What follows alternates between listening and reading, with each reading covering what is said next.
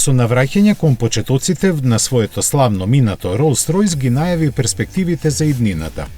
Основана на почетокот на минатиот век со намера да ги произведува најдобрите автомобили во светот, оваа марка го докажа тоа со легендарната победа на моделот Silver Ghost на трката Лондон-Единбург пред 110 години. Овој настан беше значаен момент во историјата на британскиот производител, исто како што е случај и сега, кога она за што се шушка веќе со месеци конечно доби официјална потврда. Rolls-Royce реши да ги запре гласините и му објави на светот дека навистина го подготвува својот прв електричен модел. Но спротивно на се што се зборуваше зад кулисите, овој историски исчекор за компанијата не е направен на техниката од BMW, туку е искористена постоечката алуминиумска платформа.